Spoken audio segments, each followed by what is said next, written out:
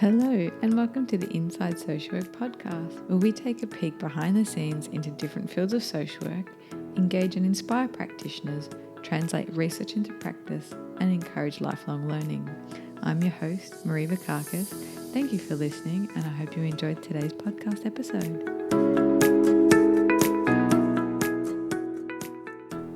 Hello, welcome to another episode of the Inside Social Work podcast. I hope you're all doing well, and for those of you locally in Australia, I hope you're starting to feel okay about the current COVID restrictions and are doing okay with the weather. It's starting to get a bit darker, a bit colder, and restrictions have changed again for us recently. So a lot of change in the air, a lot of things happening. It's requiring a lot of patience, a lot of adaptability, and just it's a very difficult time. So I hope you're all doing well. And don't forget to have some self-compassion. We know these are really difficult times, not just for the people we work with, but for ourselves, for our friends and family, and for our loved ones. Today's episode, I chat with Jen Wiedman. Jen has had a really interesting career and has landed in social work, and she's started working in women's refuges. So she's set up a counselling practice inside women's refuges.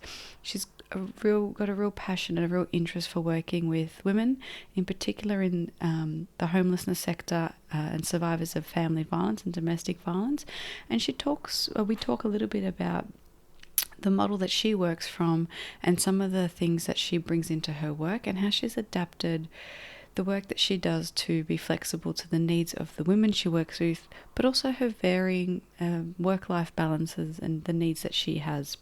I hope you're enjoying my episode with Jen Wiedman. Welcome to the Inside Social Work podcast. Today I'm chatting with Jen Wiedman. Welcome, Jen. Hello, thank you. Thanks for having me. So you're across a couple of different things. Do you want to give the audience a bit of an introduction into who you are and how you got here? Yeah, absolutely. So I am across a couple of things. I'm a social worker by trade and recently accredited mental health social worker in the last couple of years. I work in the public health setting, so I carry that job title, and that includes a lot of, assessments and support for people experiencing mental health concerns. And I've also set up my own private practice in the last 12 months, and that supports kind of two avenues. I've got kind of a mainstream look and feel of a private practice, and then I've got this social enterprise arm of that private practice as well, and that's working in the specific areas of homelessness and domestic violence. I'd love to hear more about that, but do you have any kind of, how did you get into social work? What was your journey? Was it a straightforward thing, or did you come at it through somewhere else? Yes, I have been all over the place. So my undergrad, I did social science human services undergrad. So, that really lovely broad thing. And I fell straight away into some heavy policy work with our state government, and stayed there doing some policy and program development work for a few years. Then I thought, right, that's a bit too serious for such a young person. I'm going to do the total opposite thing. And I hooked up an AusAid volunteer contract and lived and worked overseas in community development in Solomon Islands. So that was amazing. Then I came back and didn't quite fit in, which feels, that's really normal. That happens, reverse culture shock. So I hooked up another overseas contract and went and did community NGO infrastructure and program development there in Indonesia. So I lived and worked there for a year and a half, working with an NGO that supports kids and young people up to 25 who couldn't afford to go to school. So we did a variety of kind of engagement activities there. I came back from that and I went into the community sector, and I went into working with young people. So I was a youth worker at a flexible learning centre. So that's alternative education for young people who don't fit or kind of get kicked out of the mainstream school settings. And we did a range of activities there, including things like adventure-based learning and some welfare programs there. A lot of family and community kind of work as well. And really intense kind of communities, very multicultural communities, lots of substance use and some criminality going on there. That was an incredible experience for me. I feel like I really got my hands dirty there. And then I kind of felt myself burning out a little bit from that after 3 or so years from that. And I really was trying to think, what am I passionate about? I kind of feel like I'm, trying a few different things. I've always been passionate about working with women. And as a feminist, that seems like a really kind of natural progression. And something just came up about working in a women's supported accommodation. So essentially like a supported shelter where there's caseworkers on site. And so I moved over to there and was the overnight crisis worker, if you like. So supporting women in a sleepover model in that setting, and then later on case management there. And just that was it, that I kind of felt this thing click for me. And I haven't really looked back, and I thought, okay, well, I'm really getting it now. I'm really figuring out, this is what I'm interested in: women's issues, women's health, women's well-being, and all the things that encompasses. I was really fortunate to stay there for a while. And then I kind of realized, hey, I need to upskill. I've been doing this for 10 years. I'm not technically a social worker yet. I want more. I want to be recognized, qualified, industry qualified, and to be able to kind of take my career to that next level, including financial level as well, but also challenge. So I went back to study, and I did my Masters of Social Work, qualifying for 2 years while doing shift work at the women's shelter and also at another homelessness shelter for everybody else. And that was incredibly challenging, but really, again, took my learnings and my own passions to this deeper level around, this feels right. So I was still kind of feeling my way through, I guess, a little bit.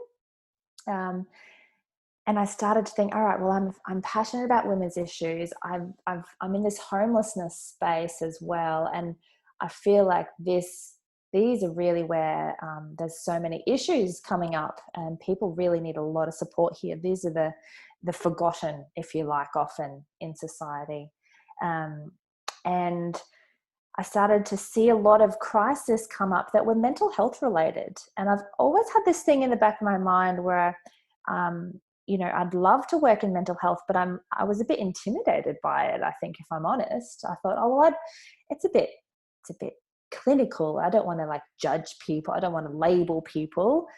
So I thought I might try and learn a bit more about it to see how I feel about it, if my judgments are on the mark or not.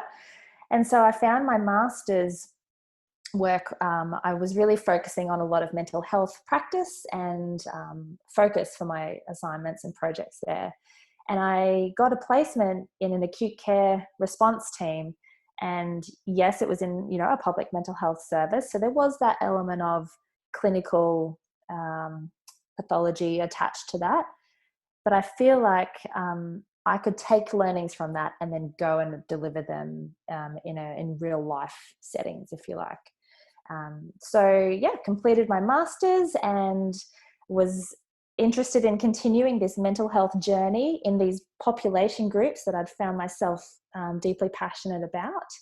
And finished my master's and decided to stay working with the public mental health system. So I've done a number of roles there across adults and adolescents, case management, crisis work, complex work. but I missed my real world issues, if you like, the working one on one with people in crisis, and figuring things out together. So I decided to dabble. So I dabbled in setting up what that would look like. And I knew that there was a gap. I knew that there was a gap in these homelessness services and shelters who weren't receiving, or the people who lived there weren't receiving the mental health support that they needed. Not in the way, not in a therapeutic way that they needed. It was, often very reactive crisis stuff. Um, so I decided to approach some of my old contacts and say, hey, I'm now an accredited mental health social worker, and I know this industry, you know me. How about I come and provide some counselling to the people who live here? And so that's my journey to date, and that's also a bit of the entry point into my current practice as well. It's kind of enmeshed together. Yeah. But you should have led with all of this. Oh. It's so interesting because I think we only see people where they're at now in terms of other Mm, practitioners. I mean, for the purpose of this podcast, and it's really mm, nice to hear people's stories, that it's not a one size fits all, that people yeah. try different things. Sometimes they have a complete change of career, and then some incorporate new skills or upskill or Mm, move slightly sideways and incorporate it all together. And I think it's really nice to hear that there are different ways, and if something doesn't exist, you can create it. And it doesn't have to be a absolutely. big global thing, but working one day a week in a Mm, women's refuge and providing service, that's combining two skill sets that you've got. yes. Yeah, absolutely. Yeah, you're right. It's definitely been a process of figuring things out, and I guess, I wouldn't have it any other way. That's certainly my personality structure, but to think that I had it all planned out from the beginning, whew, no way. What are some of the things you learned about yourself along the way? So starting off in Mm, policy, then moving into community development, Solomon Islands, Indonesia, mm, a stint back in Oz in between. mm. What did you learn about yourself? Gosh, great question. I learned that I can learn really quickly. I've adapted to a lot of different settings, and that change became my normal, almost to the point where I had to check myself and be, a bit reflective around, are you just changing because that's what you're used to doing? Or do you really want and need, this next challenge or change? So yeah, I'm really proud actually of the way that I can adapt in locations with different people and population groups. And I think those skills and qualities are invaluable. Um, and I also learned that it's okay to not know as well. It's okay. It's okay to have a plan, but not to be completely brokenhearted if the plan doesn't end up looking like you thought it would. Um, and I learnt to ask for help. I eventually learnt that, and I'm still learning that. Um, but asking people around me who had been there, done that before, and who were a bit older, wiser than me, mentor type conversations without labeling it as a "will you be my mentor" role, just to just kind of like this, just to see how other people went about figuring things out. So that openness to receiving advice and support is something that I've really increased along the way. Yeah. I don't even know where to go from there. There's so many things in that around, and I think, I mean, I work a lot with students coming through the degree, and I think it's really Mm, helpful and refreshing to know that those skills are transferable. It's not just the mm, book learning, but it's the adaptability and adapting to change, but also I think it's really important to recognize what your preference is. And some mm. people don't like that. Some people like consistency, and they like security, and they like stability, and that's totally fine. There are jobs Yeah. out there for that. There are so many, Yeah. such a broad field. And if the job doesn't exist, you can do similar to what you do. You have two things part-time, or you can kind of create this, or you can have, so there's, and they don't teach you that. No. They don't, and I'm sure even as a mature age student going through the qualifying MSW, they don't talk about that. It's, No. you can mix and match it, and you can do part-time here, and you can transition to this, or you could do locum, or you could volunteer, or you can adjust that for a different role. It's Yes, exactly. There's so many options, and not to feel stuck. Sometimes a lot of options can feel overwhelming as well. So there's that flip side of it too. But, I certainly, pick one and start with it and see how it goes, and take that pressure off, and know that there's a professional network, or even your personal network around to support you along the way if you feel like something's not for you. But yeah, having options to jump into. I think the area that you're in around family violence and women's, in particular, women being the ones in the refuge. What are some? I mean, I know that's an area that a lot of people would be interested in. What are some of the things maybe to consider when working in that space, or frameworks or model? Like, how would you start? Where would be a good place to start? Because it sounds like you've done the grunt work during the active night shift and Mm. case management. So you've started right at the kind of the hard hours in the kind of part of the night where there could be a crisis, and probably one of the least experienced staff members at the time thrown in the deep end. Yeah. What's that like? Yeah. Yeah, great question.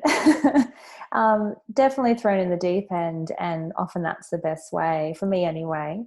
And gosh, to approach that area, and things to consider when working in that area, I guess, knowing, and I'll probably say this a few times, I guess, knowing yourself at least enough to start off with, around knowing yourself and your framework. So working in that space certainly requires, and leans itself strongly to a feminist framework, or at least a systemic or a structural or an anti-oppressive framework, that starting in some of those places around, understanding that things are happening around people, and that the personal is political and the political is personal, and that kind of approach.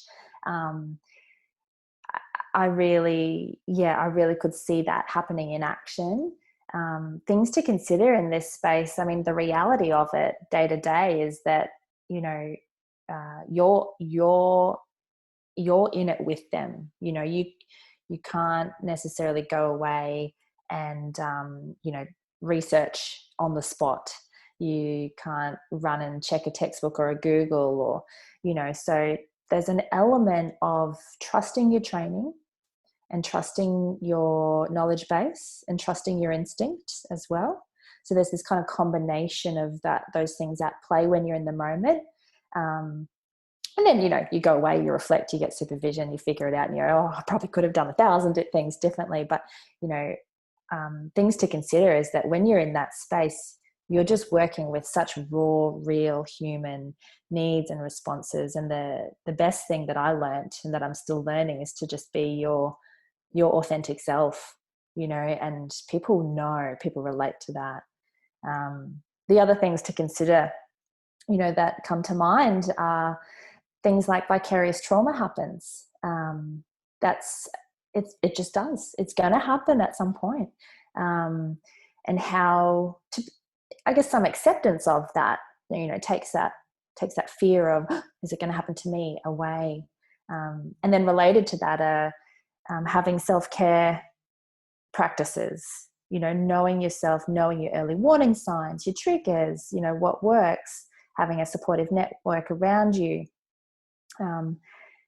Knowing also your drivers in this line of work, what's motivating you to be in this space, I think is really important when you come to doing those reflections, either personally or in supervision, around, am I in it to save people? Am I in it to give advice to people? And I think certainly I would caution in that way, but exploring that about yourself and being honest internally. Why am I interested in working with women who are homeless, who are very often recovering from trauma, domestic and family violence or sexual assaults?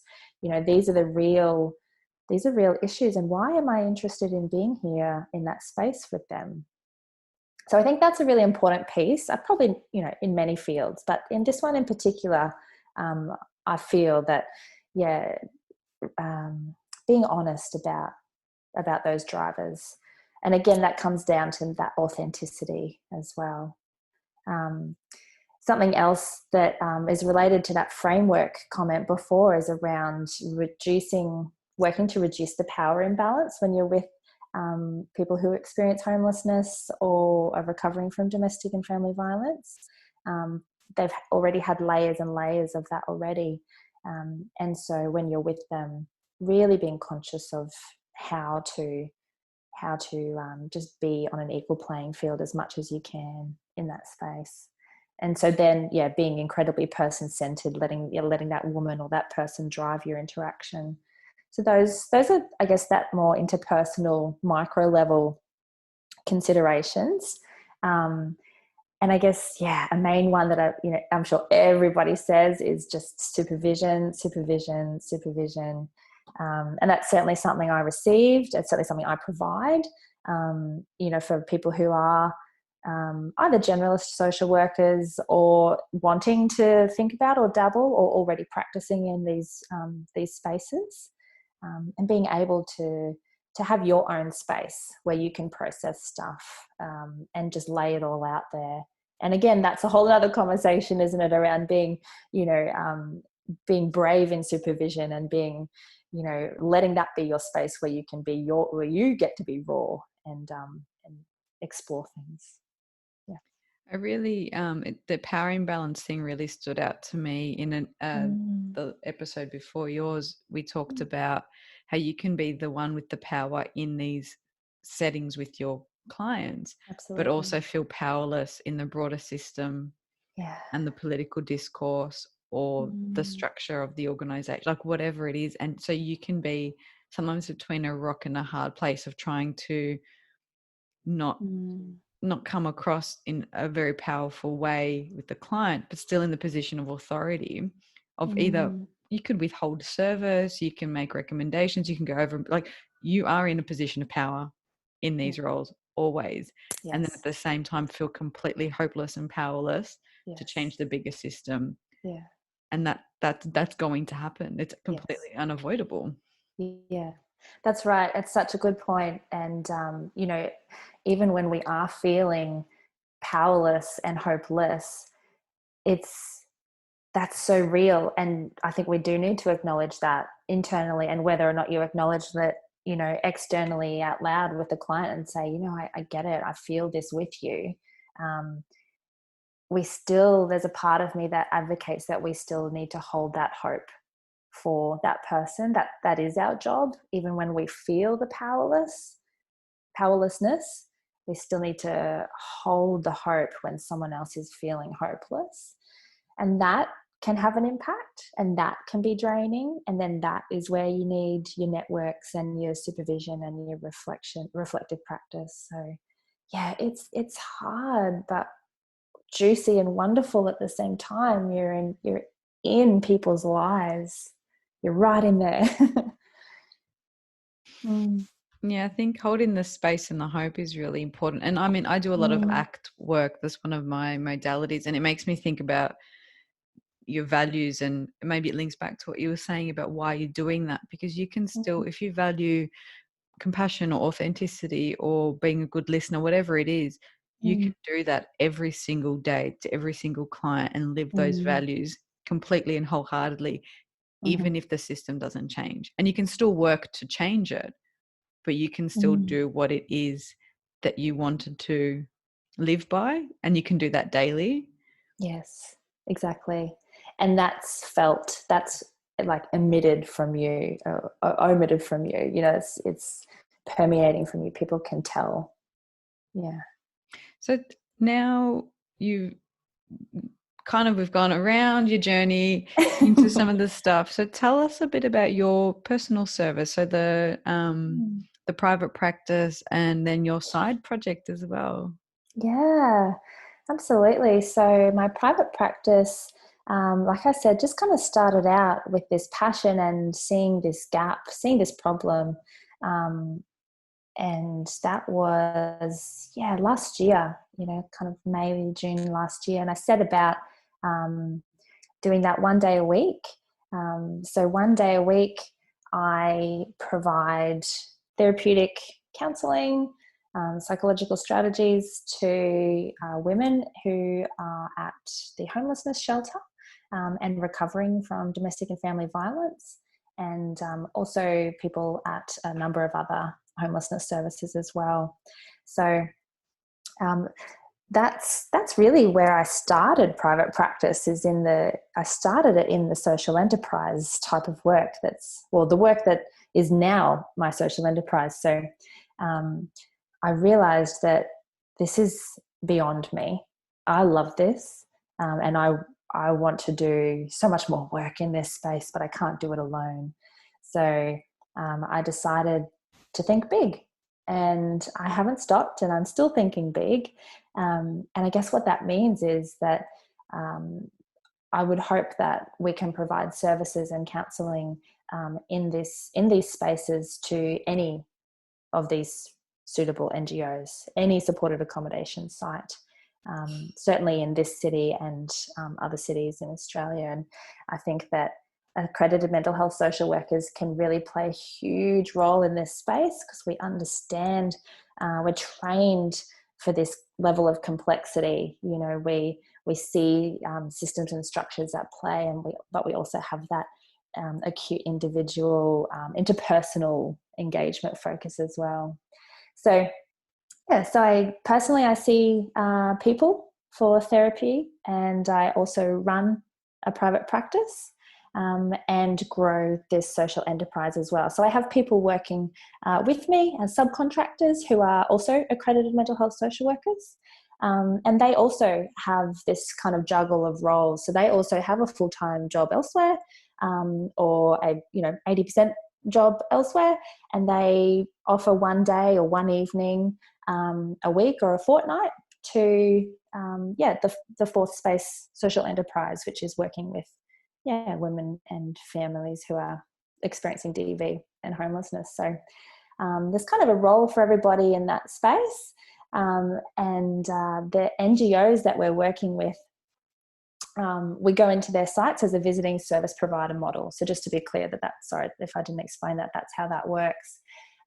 Obviously now, I don't know if I should say, I guess, or not the time that we're living in, but under the current, pandemic situation, we're now switching to virtual. So there's that for the moment as well, but we do certainly hope to return to face-to-face service as much as possible when we can.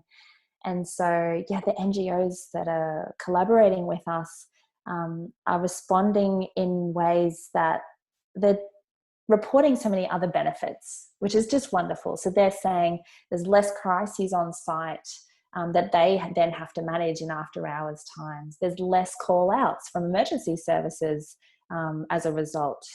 Police and ambulance don't have to come as frequently for those people. They're able to get on with their core business, like applying for housing.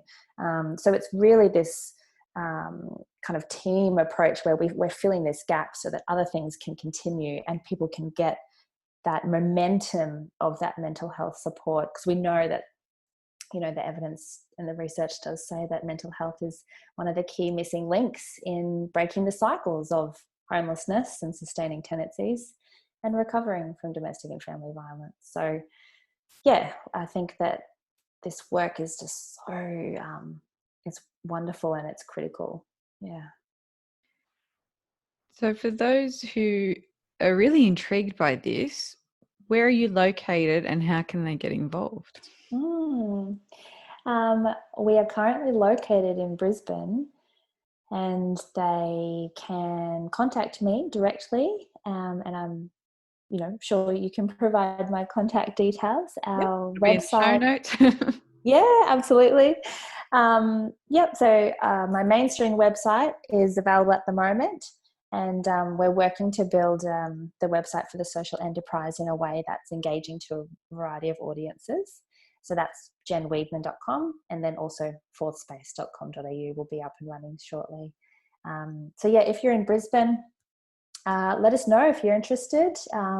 There's obviously a range, like I said, a range of ways people can get involved as an already accredited mental health social worker and ready to try dabbling a few hours a week or a day a week or whatever fits your schedule as well. Also, there's space for volunteering in other roles, further promotion and getting other partnerships on board. So there's opportunities happening in those spaces. And also, if you have pro bono interests as well, I mean, there's that as well. But really, one of the areas I'm passionate about is supporting accredited mental health social workers as well, and really raising the profile of this discipline nationally, and showcasing the incredible work that we're capable of doing, and being able to change people's lives. So yeah, there's a range. I don't do social medias at this stage. That's my own kind of self-care health regime. But I am on LinkedIn as well, if you would like to find me that way. Great. So I'll put links to those in the show notes. And just sort of, kind of as the last couple of minutes, what are some maybe either advice you'd give to someone or your past self, knowing what you know now, or just where to go to learn more about maybe if this sector is right for someone? So any kind of words and wisdom of where to go with your career if you're just starting out or changing? Absolutely. Yeah, that's right. Yeah, there's no wrong turn. Yeah, so one piece of advice. I mean, there's so much. For me, what stands out is being willing to explore yourself first. Be willing to know yourself deeply, and to face your own weaknesses and your own gaps. And this is obviously lifelong, and then we become more and more relatable, more and more in our own skin, and more an authentic person, and then practitioner as well. So I think it starts with us. It starts with that deep introspection. So that would be, I guess, a parting piece of advice. Certainly, people say that throughout your journey, but it comes through that lived experience of practicing, getting in there. I think something I wish I'd known earlier in my piece was the business element of running a practice. That's certainly not included in our social work degrees, is how to run a private practice and have those business components. So that's a huge learning curve for me, which, I'll take it and I'll figure it out and I'll do it. But certainly, that's something I wish that I had known earlier. So I'm seeking out a lot of, business-minded people who can help me along the way in that journey as well. The other thing I was going to say, what was your other question there? For those who maybe want to get into maybe in the field or see if it's a good fit, are there any books that they should read, resources they should tap into or train? Like what can they consider to maybe either upskill or even just to kind of test it out a little bit? Yeah, for sure. So I guess a few things come to mind for that. So some kind of safer, more distanced ways of testing things out for DV or homelessness would be to kind of sign up to relevant bodies and newsletters, check out their websites and get that information coming to see how you respond to it and how you feel about it. So that could be things like the Mental Health Professionals Network, that could be the Queensland Centre for Domestic and Family Violence Research. It could also be AHURI, which is a homelessness national peak body. And then also getting involved in things like those themed days or themed months. So see what it feels like to participate or attend at a DV month activity, or the Sexual Assault Month activity, or Women's Week. and see what that feels like when you're engaging with maybe planning or attending those events and other people who are attending those events. Homelessness Day, Mental Health Week. So there's a range of those kinds of awareness raising days and months. The other thing, a few books come to mind. One in particular is very recent. It's called See What You Made Me Do by Jess Hill, and it's a very well written book. I do, put a bit of caution around it that some of the content can be a bit heavy. So bear that in mind if you're choosing to read that. But it discusses the nuances of domestic and family violence and the powers at play in that. So I think that's a really good one if you are thinking about the DV space in particular.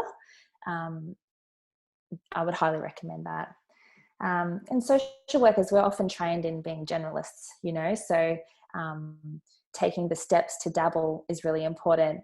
One thing across the board, I guess, that stood out to me is this. I'll send you the image of it if you like. It's this Japanese concept, and I'm probably going to get the pronunciation wrong. It's called Ikigai, Ikigai. Yep, Ikigai, yep. Yeah, it's got these beautiful concurrent circles happening, and it's around helping us figure out our purpose or our passions. You look like you know it as well. I love doing them. It's so much fun, aren't they? So yeah, and just playing with those domains. What is it that I love?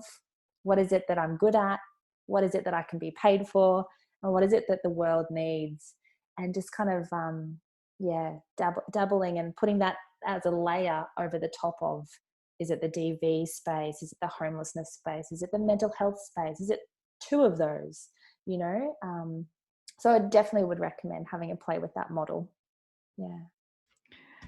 Yeah, some really interesting things. So I'll put a note in the show notes about that book by Jess Hill, and some of your tips around maybe engaging with your local MHPN, events, national days. And I think that's a really good idea, because we had in an early episode Kate Taylor talking about networking as part of building a bit of a professional brand. Those networks are really important, not just for job seeking, but it does help you get a smoother service if you know the person. And it's not that, it is a small field. It is kind of cliquey, and your reputation can follow you. So you want to be doing those things really well. But it also means that you can kind of debrief with someone, or you can pick up the phone, you can know them by name, you might have come across them, they might see you volunteer, and there's so many different ways to get involved. Yeah, absolutely. Growing and maintaining a strong network right from the beginning is incredibly invaluable. Absolutely. Great. So it's so interesting, and we could have had multiple conversations around even just digging further into the skills required into this space and some of the trauma work. And maybe we can do that at another time. But thank you so much for sharing your story. It has been so interesting. Oh, thank you for having me. It's been an honor. Thanks. Any kind of last tip? Last tip. Be yourself and have fun with it. Awesome. Thank you. Thanks so much, Marie. Thank you for listening to today's podcast. Be sure to check out the show notes for today's episode's resources, and don't forget to click subscribe and review us wherever it is you get your podcast.